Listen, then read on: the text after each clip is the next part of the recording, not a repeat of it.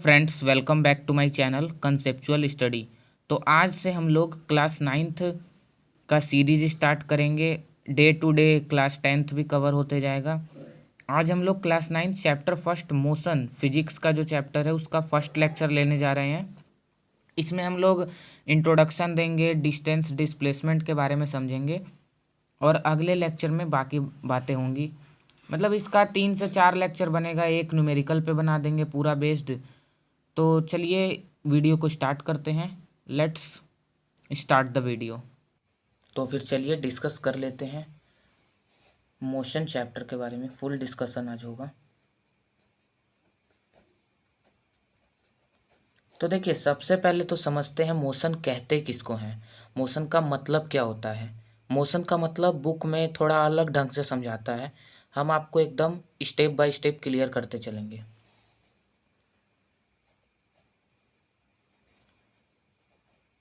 A body is said to be in motion. कब किस body को हम मोशन में कहेंगे? डेफिनेशन है, आप नोट्स भी बना सकते हैं। To be in motion when its position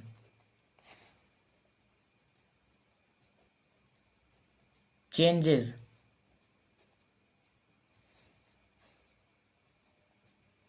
with the passes of time. ये इसका एक्यूरेट डेफिनेशन है। समझिए हम क्या समझाना चाहते हैं। ये तो इसका डेफिनेशन हुआ। डेफिनेशन है, a body said to be in motion. कब किस बॉडी को मोशन में कहेंगे? अगर वो अपना पोजीशन चेंज कर रहा है with the passes of time. जैसे जैसे टाइम बीतता जा रहा है वो अपना पोजीशन चेंज करते जा रहा है। पहले मान लीजिए यहाँ पे कोई बॉडी ए था, अब वो कुछ समय बाद यहाँ पे आया पॉइंट बी पर, कुछ समय बाद पॉइंट सी पर आया। तो ये क्या कर रहा है? कुछ टाइम तो ले ही रहा होगा इस डिस्टेंस के लिए या फिर इस डिस्टेंस के लिए, कुछ ना कुछ तो टाइम टेक किया ही उसने। तो यही जो हम बदलाव देखते हैं पोजीशन में with respect to time, with passes of time, इसी को मोशन बोला जाता है। अब देखिए, मोशन के बहुत सारे टाइप्स होते हैं। तो टाइप्स ऑफ मोशन पे जानते हैं। हमको सब टाइप्स नहीं पढ़ना है 9th में, बहुत सारे टाइप्स आपको क्लास 11th में मिलेंगे। अभी हम टाइप्स ऑफ मोशन 9th का पढ़ेंगे। तो देख लीजिए, मैं टाइप्स तो सारे बता दूंगा पर उसका एक्सप्लेनेशन नहीं बता पाऊंगा, वो आपको 11th में मिलेगा। पहला है रेक्टिलिनियर मोशन। रेक्टिलिनियर मोशन या इसी को हम बोलते हैं translational motion.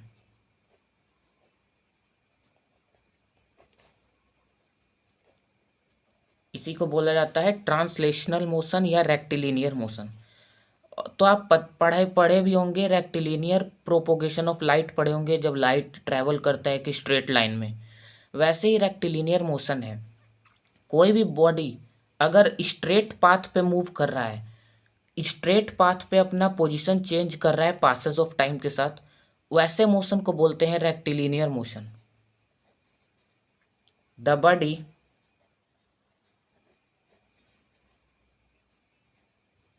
which changes our position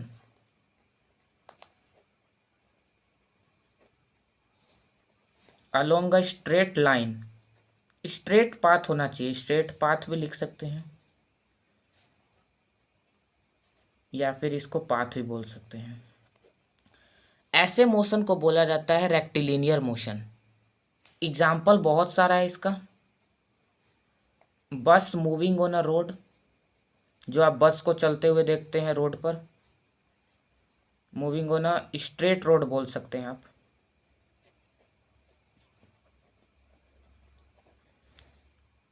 या फिर आप बोल सकते हैं train moves on a railway track.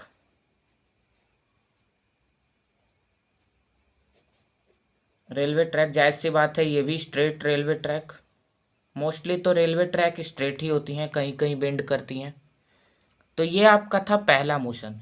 इसको तो मैंने आपको इतना एक्सप्लेन भी किया। दूसरा मोशन कौन है? दूसरा मोशन आ जाता है रोटेशनल मोशन। रोटेशनल मोशन, अब देखिए इसका डेफिनेशन आपको पूरा पढ़ना है क्लास 11th में, पर मैं आपको समझा देता हूँ रोटेशनल मोशन कहते किसको हैं। रोटेशनल मोशन आपको नाम से ही पता चल रहा होगा, रोटेशन होता है यहाँ पे। रोटेशन मतलब घूमना होता है, कोई चीज़ बड़ी घूमती है उसको बोला जाता है रोटेशनल मोशन। तो रोटेशनल मोशन आप ऐसे समझ सकते हैं, डेफिनेशन इसका नहीं पढ़ना है, डेफिनेशन इसका थोड़ा लंबा है। अभी हम छोटा सा लिखवा देंगे तो उससे कोई वो नहीं होगा, पर हम इसको समझा देते हैं, आपको ये पढ़ना नहीं है वैसे। रोटेशनल मोशन कहा जाता है जब बॉडी रोटेट करे। जैसे मान लिया हमने एक बॉडी लिया, ये कोई डंटा लिया और इसके बीच में कुछ सपोर्ट रखा हुआ है, और हम इसको ऐसे करें तो रोटेट करने लगेगा। कोई भी चीज़ आप देखते होंगे, पंखड़ी जैसे देख, विंड मिल सबसे बढ़िया एग्जांपल है विंड मिल।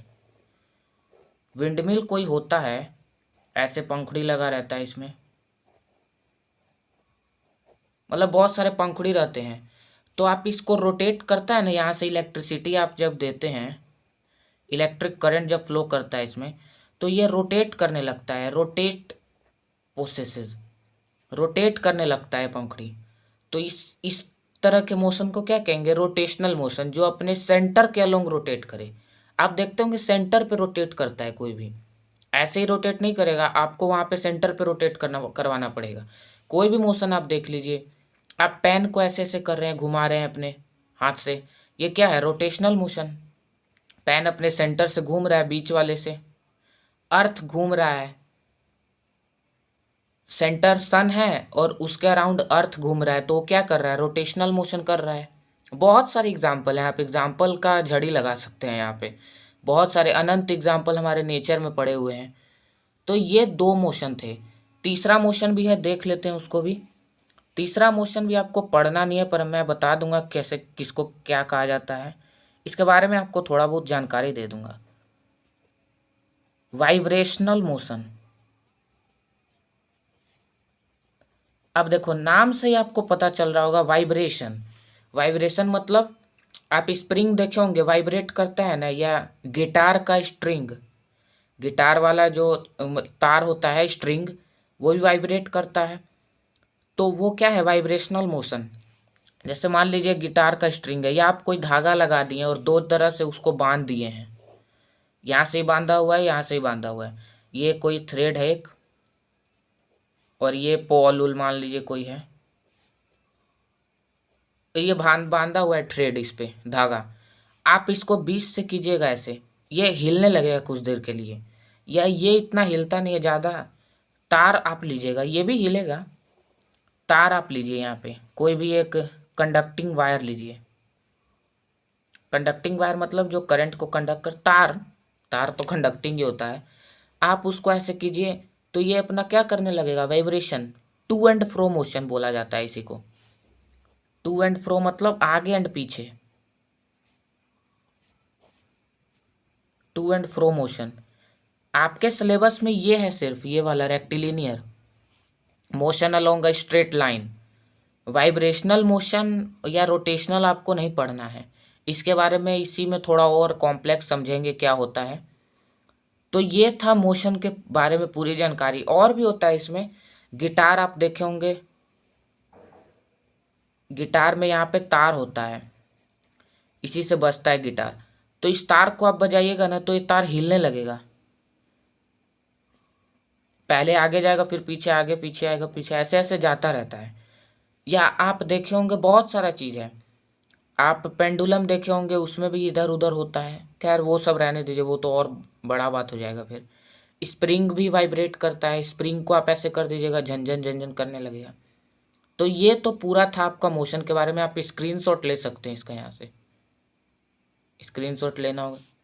आई होप आपने ले लिया होगा। चलिए अब आगे बात करते हैं कुछ और टॉपिक के बारे में इसी के अंदर। तो अब देखिए हम लोग यूनिफॉर्म मोशन और नॉन यूनिफॉर्म मोशन के बारे में भी जानेंगे, पर उससे पहले हम थोड़ा डिस्टेंस और डिस्प्लेसमेंट के बारे में समझ लेते हैं, फिर स्पीड वेलोसिटी भी समझ लेंगे, फिर आपको मोशन समझना आसान होगा, uniform motion non uniform motion. तो चलिए पहले डिस्टेंस के बारे में समझते हैं यहाँ पे। तो सबसे बेसिक टर्म्स हैं सब, basic terms of motion, basic terms के बारे में बात करेंगे। सबसे पहला हम डिस्टेंस के बारे में, ऑल टोटल पॉइंट्स यहाँ पे कवर करेंगे, जितना ज़्यादा से ज़्यादा पॉइंट्स आपको कवर करवाया जाए यहाँ पे। डिस्टेंस किसको बोला जाता है? डिस्टेंस, तो देखिए सिंपल भाषा में समझिए। डिस्टेंस बोला जाता है कि आप टोटल जितना भी पाथ कवर करते हैं ना, कुछ नहीं और आपको कुछ सोचना ही नहीं है। जितना आप टोटल पाथ कवर कर रहे हैं, टोटल अपने पैरों से चल रहे हैं या व्हीकल में चल रहे हैं या कहीं भी कुछ भी पाथ कवर कर रहे हैं टोटल, उसी को बोला जाता है डिस्टेंस। तो लिख लीजिए आप इसका definition. The path length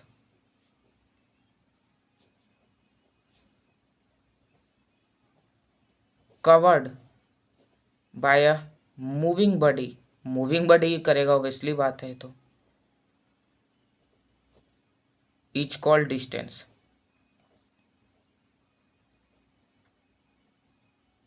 distance आपको उसी को बोला जाएगा।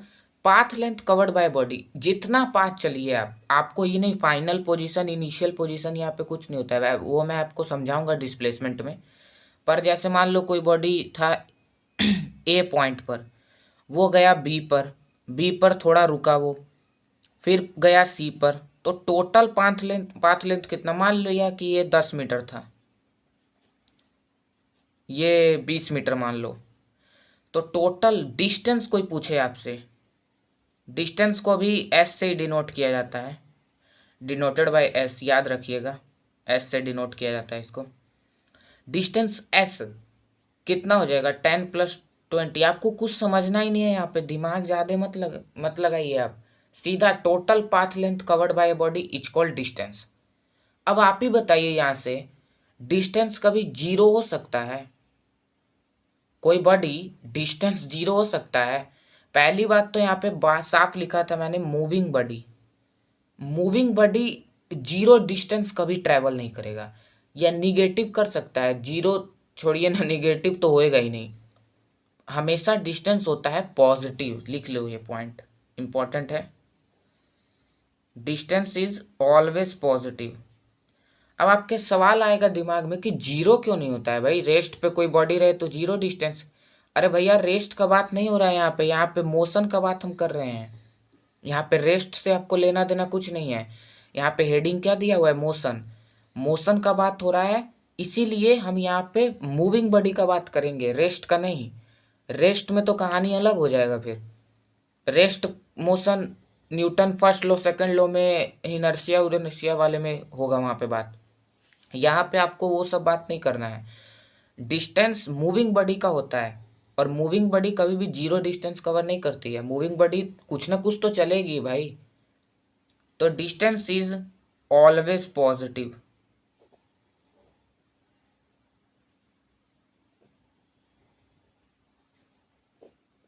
Neither negative nor zero.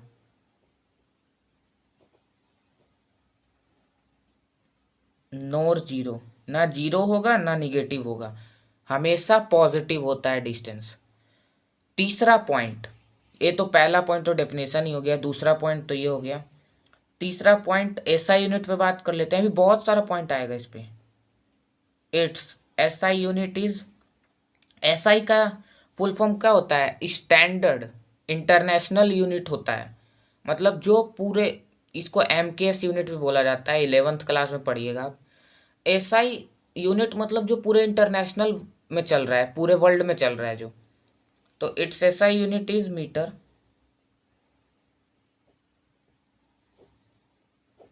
Kilometre ये सब नहीं है, आप मीटर में कभी भी क्वेश्चन में दिया है, कुछ भी दिया हुआ है, आप उसको खट से भर किस में कन्वर्ट कर लीजिए, मीटर में। मीटर में ही आपका काम होगा, नहीं तो आपका आंसर गलत आने लगेगा। हम एक क्लास आपके न्यूमेरिकल पे रखेंगे, 1 घंटा का कम से कम वो क्लास होगा, ऑल इम्पॉर्टेंट न्यूमेरिकल, उससे बाहर आपके एग्जाम में आने का प्रोबेबिलिटी बहुत कम है, मतलब आपको हर तरह का न्यूमेरिकल उसमें करवा दिया जाएगा। तो ये था डिस्टेंस के बारे में, अभी और पॉइंट है इस पर। देखिए ऐसा यूनिट तो हम देख ही लिए, निगेटिव होता ही नहीं है, जीरो भी नहीं होता है, पॉजिटिव होता है हमेशा। अच्छा, डिस्टेंस एक स्केलर, अब देखिए स्केलर वेक्टर समझने के लिए आपको 10 मिनट का टाइम देना पड़ेगा, यहाँ पे नहीं, अगले पेज पे हम स्टार्ट करेंगे उसको। डिस्टेंस एक स्केलर क्वांटिटी होता है मानते हैं, पर अभी नहीं, आगे हम समझेंगे। स्केलर वेक्टर का पूरा बड़ा दुनिया है, 11th में जाइएगा तो आपका बहुत बड़ा दुनिया है वो। अच्छा, डिस्टेंस जो कवर्ड होता है वो डिपेंड करता है पाथ लेंथ पर। डिस्टेंस एग्जाम में आए कि डिस्टेंस किस पर डिपेंड करता है, तो पाथ लेंथ पर। Distance depends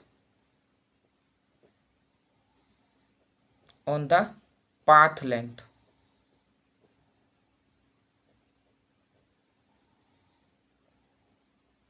covered by a body.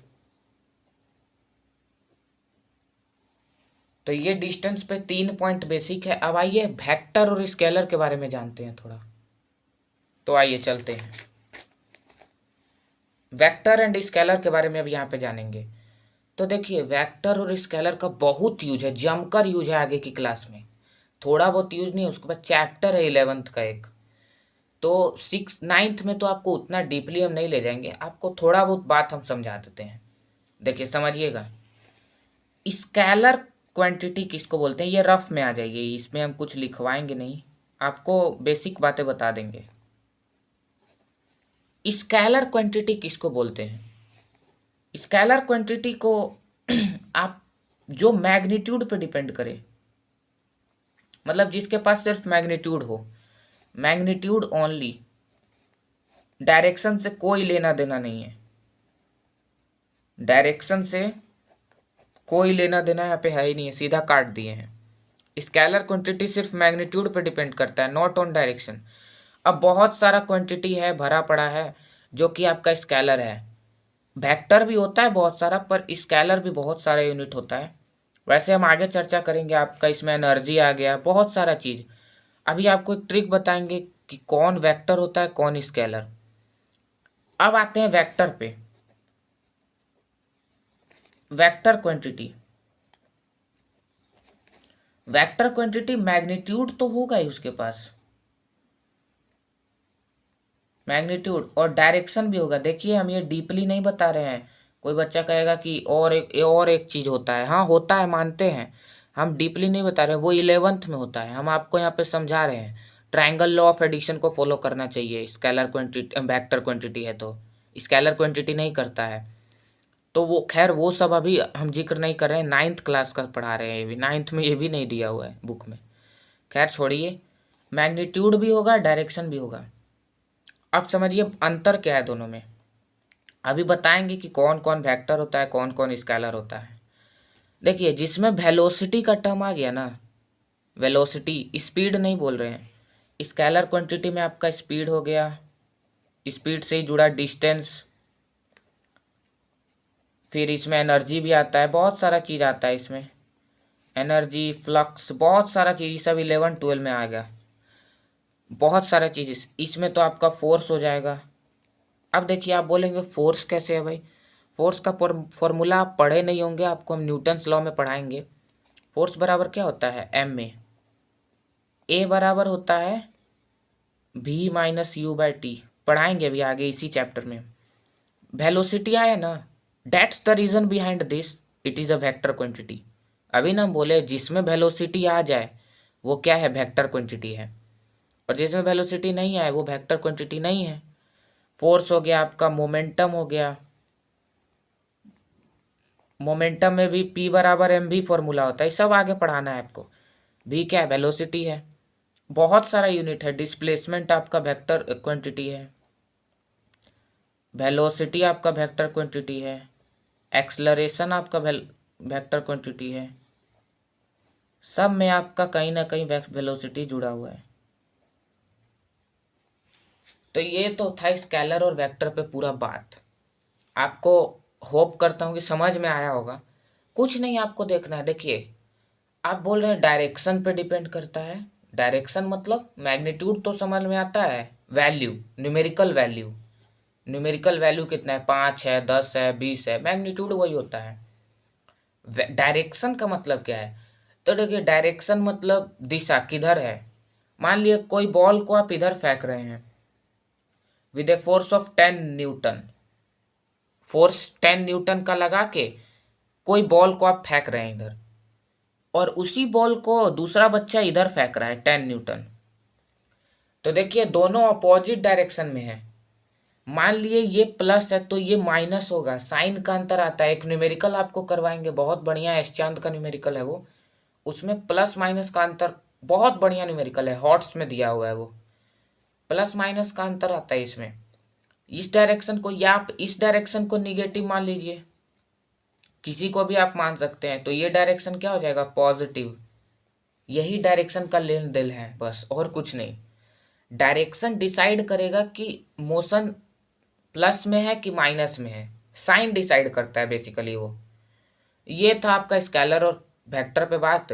Distance पे और कुछ था पॉइंट लिख लीजिए, एक ही पॉइंट है बचा हुआ बस, distance is a scalar quantity. वैसे हम यहाँ पे लिखवा दिए हैं, पर यहाँ पर भी लिख लीजिए, distance is a scalar quantity.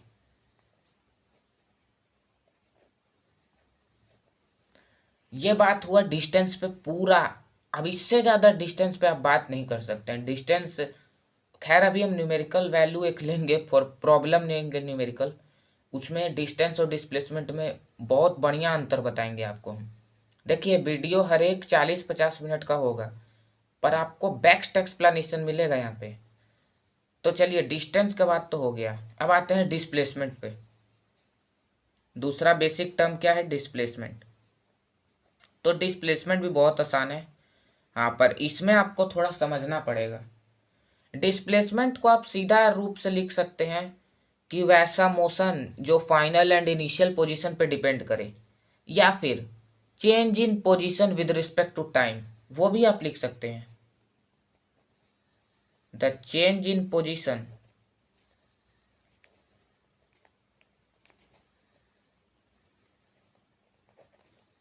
Of a body is called its displacement. ये आपका बेसिक डेफिनेशन है एकदम। अब देखिए फाइनल और इनिशियल पोजीशन किसको बोलते हैं, ये थोड़ा समझते हैं कि फाइनल पोजीशन और इनिशियल पोजीशन में ऐसा क्या अंतर है भाई।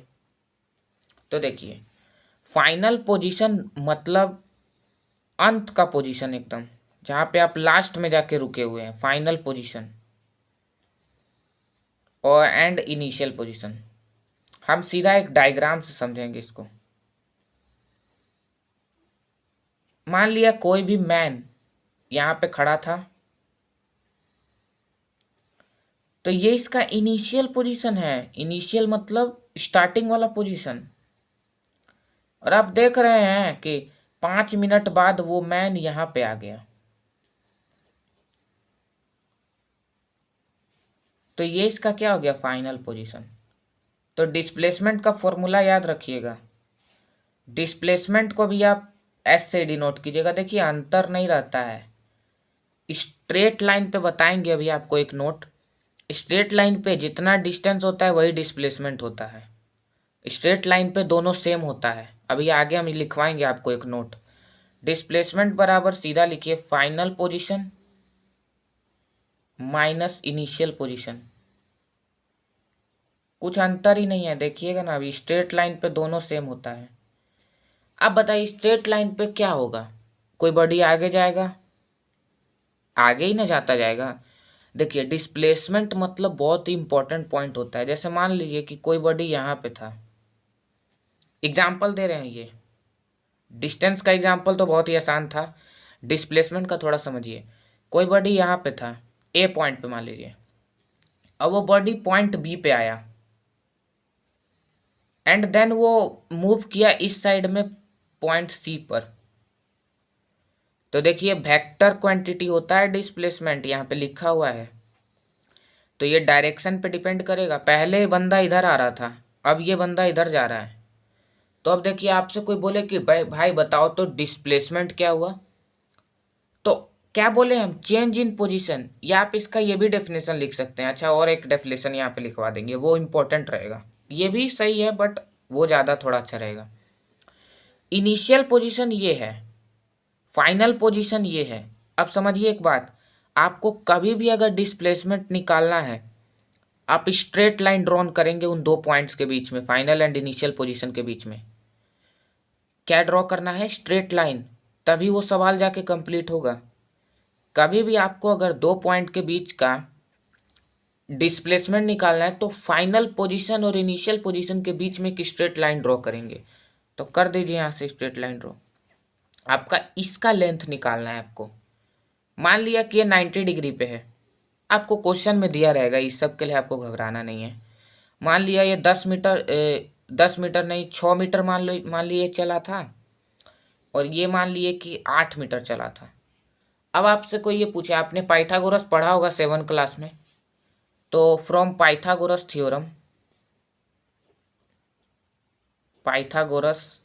थ्योरम हम लिख सकते हैं AC का स्क्वायर बराबर AB का स्क्वायर प्लस BC का स्क्वायर। ये तो बेसिक फॉर्मूला होता है। AC का स्क्वायर बराबर AB का स्क्वायर कितना है, 6 का स्क्वायर मतलब 36, 6 गुना 6 36। BC का स्क्वायर मतलब 8 का स्क्वायर, 8 8 जा 64।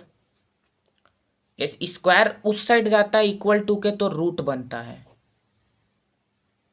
36 प्लस 64 100, रूट 100 मतलब 10 मीटर। AC कितना आ गया, 10 मीटर। अब आप देखिए डिस्प्लेसमेंट कितना आया,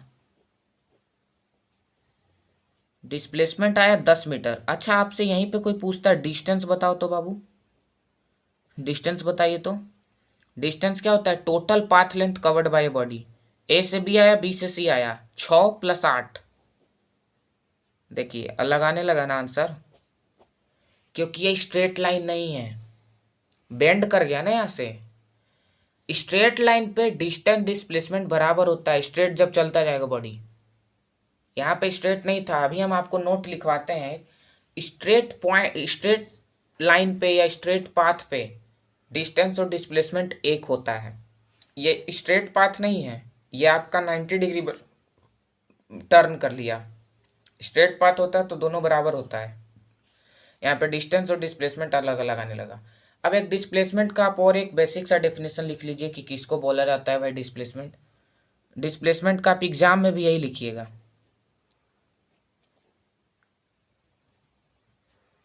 डिनोटेड बाय AC होता है। ये भी S से ही डिनोट करते हैं इसको, और कोई से डिनोट नहीं करेंगे, सब वही होता है, सेम है। आगे आपको अभी खाली आपको डिफरेंस दिख रहा है, आगे देखिएगा ना पूरा, जब तक आप पढ़िएगा ना 9th 10th 11th, लगेगा कि अरे ये तो सेम ही होता है दोनों। Displacement, the shortest distance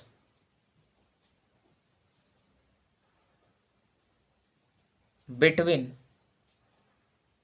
final and initial position.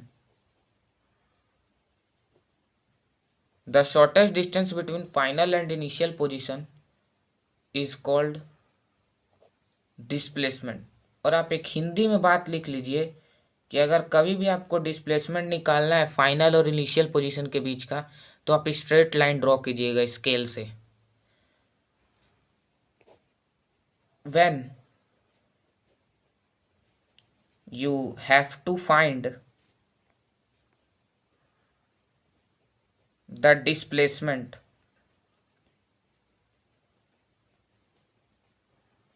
between final and initial position,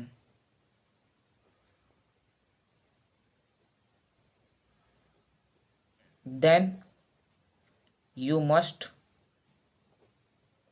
draw a straight line between these 2 points। देखिए कहीं किताब में नहीं लिखा है, हम प्रॉब्लम बनवाएंगे ना अभी, देखिएगा।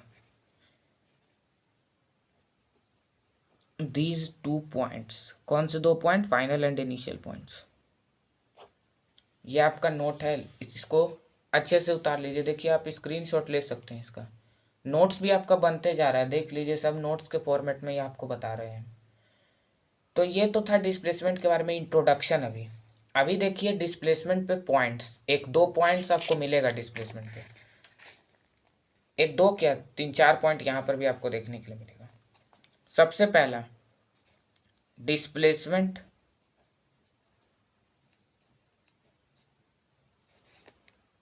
इज अ वेक्टर क्वांटिटी, पहले यही लिख लीजिए। डिस्प्लेसमेंट क्या होता है? एक वेक्टर क्वांटिटी है, हम यहाँ पर बता दिए हैं आपको। Displacement is a vector quantity. Displacement एक वेक्टर क्वांटिटी है। दूसरा पॉइंट, डिस्प्लेसमेंट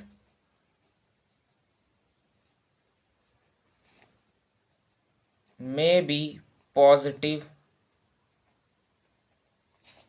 निगेटिव और जीरो। डिस्प्लेसमेंट जो होता है वो पॉजिटिव भी होता है, निगेटिव भी होता है, जीरो भी होता है। अब देखिए आपने पॉजिटिव तो एग्जांपल यहाँ पे देख लिया है ये वाला। अब हम आपको बताते हैं निगेटिव और जीरो कब होगा। एग्जाम्पल के साथ समझिए, एकदम क्लियर कंसेप्ट रखिएगा, एग्जाम में आपको कहीं दिक्कत नहीं होगा। हम न्यूमेरिकल और आपको थ्योरेटिकल सब क्वेश्चन करवाएंगे। देखिएगा अभी, देखिए पहले तो फॉर निगेटिव, निगेटिव पे बात करते हैं। निगेटिव कब होगा भाई? डिस्टेंस तो देख रहे थे कि निगेटिव और जीरो होता ही नहीं है, पॉजिटिव होता है।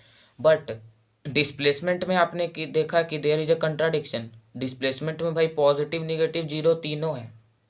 पॉजिटिव तो आप देख लिए, निगेटिव पे बात करते हैं। मान लिए कोई बॉडी ए था, ए पॉइंट पे था कोई बॉडी, वो गया बी पे।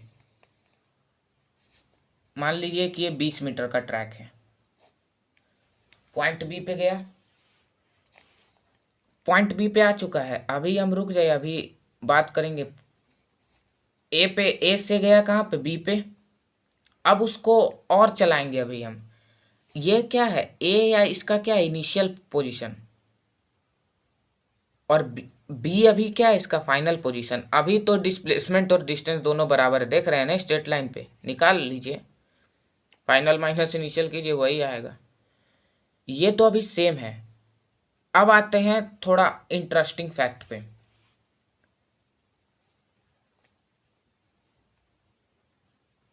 अब मान लीजिए ये बॉडी यहाँ पे आ गया सी पॉइंट पे, ठीक है, सी पॉइंट पे आया है। सी कितना है? बी से सी का दूरी है 10 मीटर। तो देखिए फाइनली कहाँ पे है? सी पॉइंट पे। डिस्प्लेसमेंट का फॉर्मूला यहाँ पे लगाइए, क्या होगा? Final minus initial. फाइनली वो सी पे है 10 मीटर, इनिशियली कहाँ था? ए पे 20। देखिए तो आया ना डिस्प्लेसमेंट -10 का। डिस्प्लेसमेंट -10 का आया ना। Shortest distance between two points क्या हो गया? -10। फाइनल माइनस इनिशियल, फाइनली वो कहाँ पे गया? सी पर। और इनिशियली वो कहाँ पे है? ए पर। इसीलिए निगेटिव के लिए ये आपको करना पड़ेगा। फॉर जीरो, तो जीरो के लिए तो आसान है एकदम। कोई बॉडी ए पर है, ये गया कहाँ पे? बी पर। और देन ये मान लीजिए 10 मीटर का ट्रैक है, और ये बॉडी फिर बी से ए पर आ गया, जहां पे था वहीं पे आ गया। तो डिस्प्लेसमेंट बराबर क्या हो जाएगा? Final minus initial. फाइनली कहाँ था? ए पर 10 मीटर, इनिशियली भी 10 मीटर पे था, जीरो आ गया है। तो जीरो कब आता है? जब बॉडी ए मतलब उसी पाथ पे, वहीं उसी पॉइंट पे लौट जाए, फिर उस समय पे आपका जो डिस्प्लेसमेंट होगा वो जीरो हो जाएगा। आई होप आप लोग निगेटिव डिस्प्लेसमेंट समझ गए होंगे, क्योंकि ये बिल्कुल बहुत इंपॉर्टेंट है। आपके बुक में इस पे सवाल भी आ सकता है कि एक्सप्लेन कीजिए कि डिस्प्लेसमेंट निगेटिव भी होता है, जीरो भी होता है। जीरो कब होगा? जब फाइनल और इनिशियल पोजीशन सेम हो जाए भाई, बॉडी जहाँ से निकला तो वहीं पे आपके लौट जाए, तब जीरो होता है डिस्प्लेसमेंट। अब देखिए डिस्प्लेसमेंट पे एक दो पॉइंट और हैं, और जो हम आपको नोट बोल रहे थे बार बार लिखवाने के लिए, वो भी इधर ही आएगा। तो एक दो पॉइंट और है, उसको भी समझ लेते हैं। पहले तो वो नोट ही लिख देते हैं हम, जो आपको हमको समझाना था। तो देखिए नोट में कुछ नहीं है, वही डिस्टेंस और डिस्प्लेसमेंट बराबर होता है स्ट्रेट लाइन पर। डिस्टेंस एंड डिस्प्लेसमेंट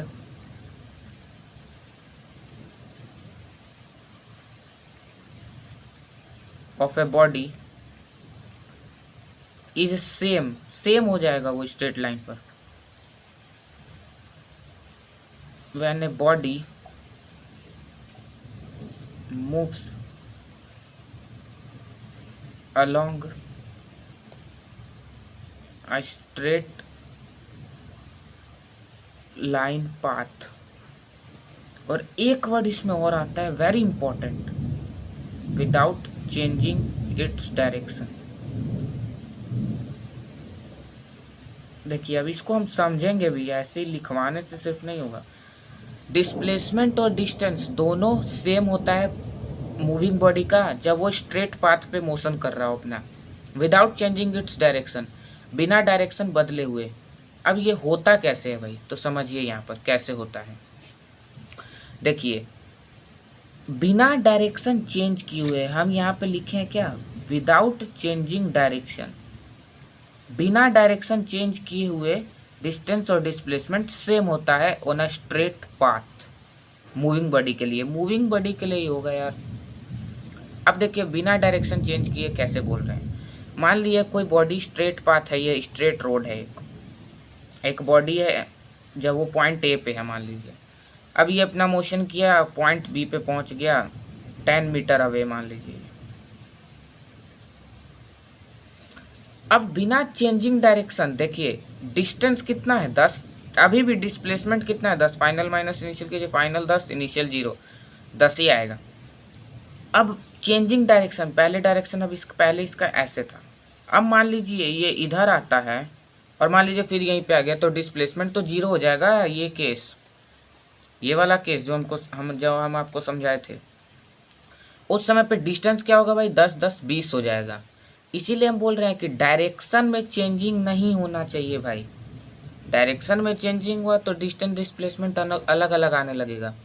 डायरेक्शन और मतलब डायरेक्शन चेंज नहीं होना चाहिए, आपका डायरेक्शन सेम रहना चाहिए, स्ट्रेट में ही जाए, इधर ही जाए, पूरा इधर ही जाए, मतलब आप उसको जाना है एकदम स्ट्रेट, तभी डिस्टेंस और डिस्प्लेसमेंट क्या होगा, सेम होगा on a straight path moving body के लिए। ये तो था पहला पॉइंट। दूसरा पॉइंट भी नोट है एक तरह के, दोनों पॉइंट आपका सुपर इंपॉर्टेंट है। दूसरा पॉइंट है कि डिस्टेंस होता है वो हमेशा डिस्प्लेसमेंट से बड़ा होगा या बराबर होगा। Distance is always greater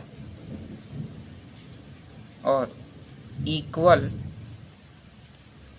to the displacement. Displacement से हमेशा बड़ा होगा या फिर वो बराबर होगा। बराबर कब होगा, जब वो स्ट्रेट पाथ पे मोशन करेगा विदाउट चेंजिंग इट्स डायरेक्शन।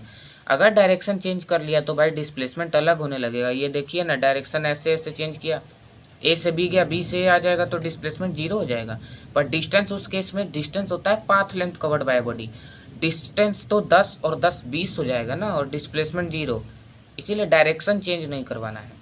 और ये पॉइंट भी याद रखिएगा, डिस्टेंस डिस्प्लेसमेंट का इक्वल कब होता है, जब स्ट्रेट पाथ हो और without changing direction.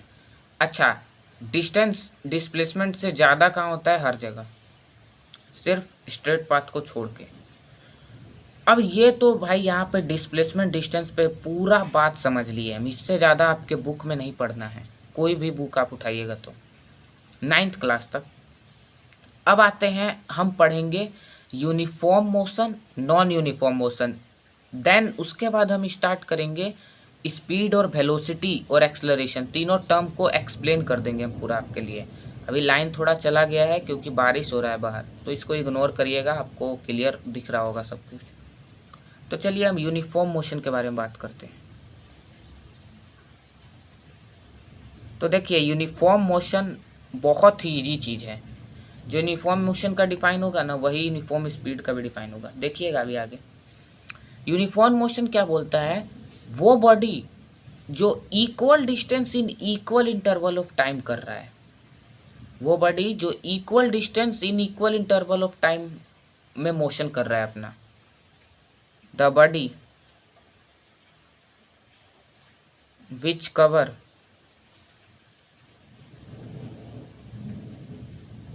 equal distances in equal interval of time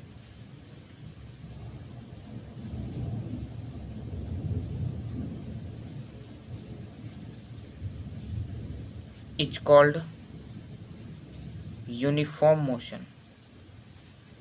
अब देखिए इसको हम समझते हैं। Equal distances in equal interval of time, ये है uniform motion. Equal distance equal interval of time. मान लिए 0 मीटर तो 0 पे था, रेस्ट था, तो भाई ये तो छोड़िए, ये तो होएगा ही नहीं, ये तो ऐसे ही मान लिए वो 5 मीटर गया, टाइम लिया 5 सेकंड। फिर वो 10 मीटर गया, टाइम लिया 10 सेकंड। फिर वो 15 मीटर गया, टाइम लिया 15 सेकंड। देखिए वो इक्वल टाइम में इक्वल डिस्टेंस कवर कर रहा है। एक तो ये एग्जाम्पल हुआ, और भी देखिए एग्जाम्पल। मान लिए 20 मीटर गया 10 सेकंड में, 40 मीटर गया 20 सेकंड में, 60 मीटर गया 30 सेकंड में। देखिए तो equal distances in equal interval of time कर रहा है। यहाँ पे देखिए निकालिए रेशियो, 20/10, 2, 40/20, 2, 60/30, 2। मतलब हर जगह इक्वल इंटरवल ऑफ टाइम है। इंटरवल मतलब एक दायरा, उसके उसी दायरे में वो मोशन कर रहा है। 10 मिनट 10 सेकंड में 20, यहाँ पर भी 10 जोड़िएगा तो 20 40 हो जाएगा। मतलब सेम है, equal distances in equal interval of time. ये आपका था यूनिफॉर्म मोशन। अच्छा, कोई बोले कि यूनिफॉर्म मोशन का ग्राफ कैसा होता है? भाई ग्राफ हम बताएंगे आपको, पर यहीं पे आप समझ लीजिए इसका ग्राफ। तो देखिए आपको कुछ नहीं करना है, आपको एक खींचना है एक्स एक्सिस और वाई एक्सिस। ऐसे हम ये मैथ में पढ़ाएंगे पूरा अच्छा से, एक्स एक्सिस और वाई एक्सिस। इसका ग्राफ एकदम सीधा होता है, ओरिजिन से स्टार्ट होगा और ये सीधा जाएगा। ओरिजिन है ये। मान लिए यहाँ पे 5 सेकंड है, इधर टाइम लेते हैं, इधर टाइम और इधर डिस्टेंस। आप याद भी रखिएगा कि डिस्टेंस और टाइम का ग्राफ हमेशा स्पीड देता है। डिस्टेंस और टाइम का ग्राफ हमेशा स्पीड देता है। यहाँ पे 5 है तो यहाँ पर भाई 10 मीटर मान लीजिए। फिर यहाँ पे अगर 10 सेकंड हुआ तो यहाँ पे 20 मीटर हो गया। मतलब सेम दूरी तय कर रहा है। यहाँ पे 15 सेकंड हुआ तो यहाँ पर ये 30 मीटर हो गया। मतलब ऐसे आप ग्राफ बना सकते हैं इसका। ये किसके लिए है? यूनिफॉर्म मोशन के लिए। एकदम स्ट्रेट लाइन, यूनिफॉर्म मोशन के लिए ग्राफ में स्ट्रेट लाइन एग्जाम में आ सकता है इससे क्वेश्चन। और हम करवाएंगे ग्राफिकल क्वेश्चन, आपको करवाएंगे, इम्पोर्टेंट रहेगा वो आपके लिए। तो देख लीजिए इक्वल इंटरवल, 5 में 10, 10 में 20, 15 में 30, इंटरवल निकालिएगा तो इक्वल ही आएगा। ये तो था यूनिफॉर्म मोशन के बारे में बात। अब आते हैं नॉन यूनिफॉर्म मोशन में। वो इससे भी आसान है। नॉन यूनिफॉर्म मोशन में बस इसका उल्टा हो जाएगा, उसमें तो आपको कुछ सोचना भी नहीं है। तो चलिए नॉन यूनिफॉर्म मोशन भी देख ही लेते हैं क्या होता है वो। अब आते हैं नॉन यूनिफॉर्म मोशन पे। दूसरा है non uniform motion.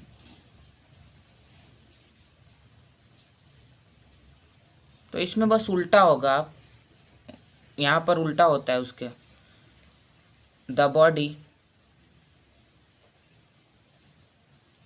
Which covers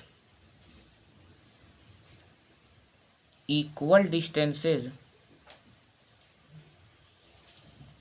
in unequal interval of time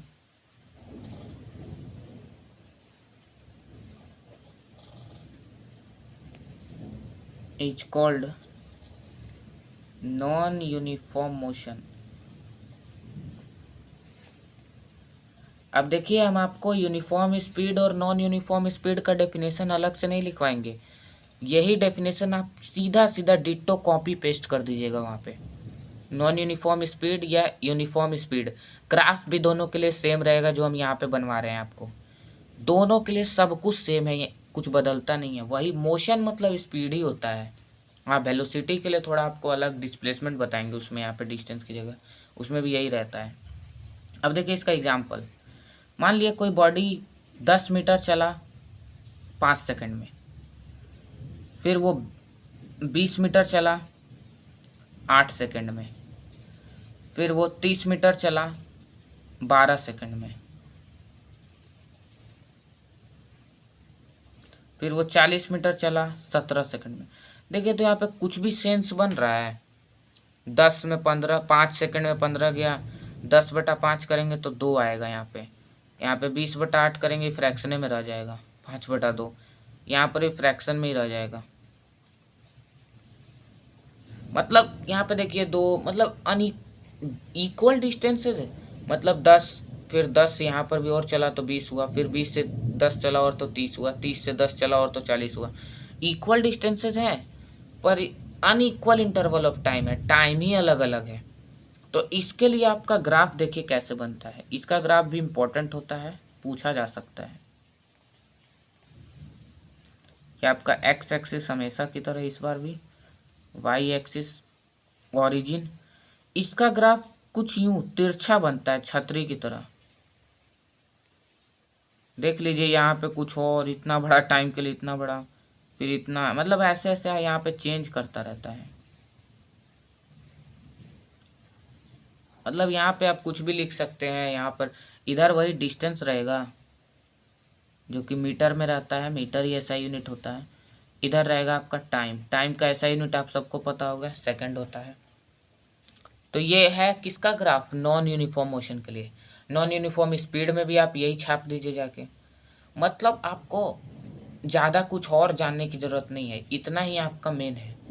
अब हम बात करेंगे स्पीड, वेलोसिटी और एक्सेलरेशन पे। और ये 3 के बाद मतलब आपका समझ लीजिए कि 9th का जो बेसिक इंट्रोडक्शन है, जहाँ से सवाल बनता है कुछ कुछ, वो आपका ख़त्म हो गया। अब इसके बाद वही ग्राफिकल मेथड से प्रूफ कीजिए, काइनेमेटिक इक्वेशन, वो सब हम फिर देखेंगे। आइए अब स्पीड और ये क्या बोलते हैं एक्सेलरेशन, या एक काम करते हैं, इसको हम अगले लेक्चर में कंटिन्यू करेंगे, स्पीड, वेलोसिटी और एक्सेलरेशन को, क्योंकि उसमें आपको एवरेज स्पीड, एवरेज वेलोसिटी ये सब भी बताना होगा। तो आज के लिए बस इतना ही। आई होप आपके सारे कॉन्सेप्ट क्लियर हो गए होंगे और आपको अच्छा लगा होगा थोड़ा वीडियो देख के। तो अगर आपको अच्छा लगा हो और आपको कुछ समझ में आया हो सब चीज़, तो please like and share my channel और सब्सक्राइब भी कर लीजिएगा। बेल आइकन को आप दबा सकते हैं ताकि न्यू नोटिफिकेशन आपके मोबाइल पर शो हो। आई होप ये लेक्चर आपको पूरा अच्छी तरह से कंप्लीट हो गया होगा। तो मिलते हैं अगले वीडियो में। अगले वीडियो में हम क्या डिस्कस करेंगे, speed, velocity, acceleration with graph, और सब कांस्टेंट वेलोसिटी का ग्राफ जो आपके बुक में भी नहीं है वो भी हम डिस्कस करेंगे वहाँ पे। तो ठीक है, थैंक्स अ लॉट।